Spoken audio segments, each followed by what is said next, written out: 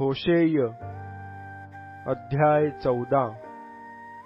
हे इस्रायला, परमेश्वर तुझा देव याजकडे वळ, कारण तू आपल्या अधर्मामुळे ठोकर खाऊन पडला आहेस।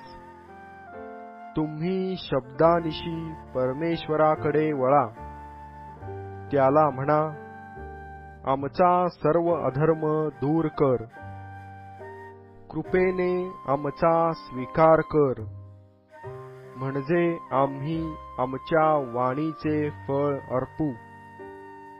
अश्शूर आमचा बचाव करणार नाही, आम्ही घोड्यावर स्वार होणार नाही।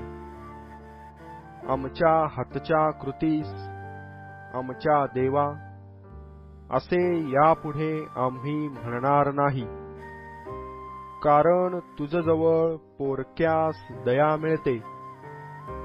मी त्यांना वाटेवर आणीन, त्याजवर मोकळ्या मनाने प्रीती करीन, कारण त्याजवरचा माझा राग गेला आहे।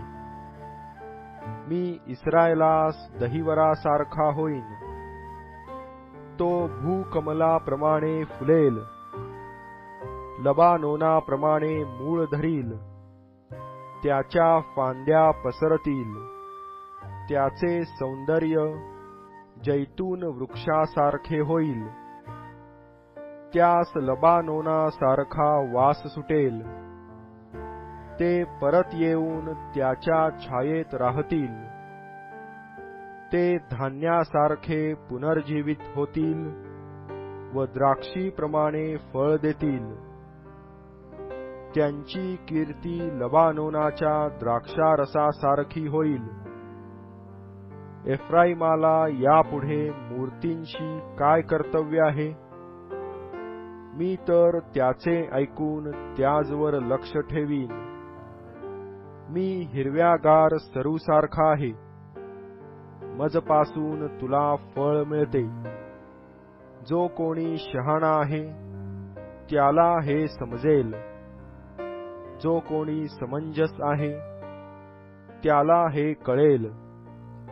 परमेश्वराचे मार्ग सरळ आहेत, त्यांनी धार्मिक चालतील आणि पातकी त्यात अडखळून पडतील।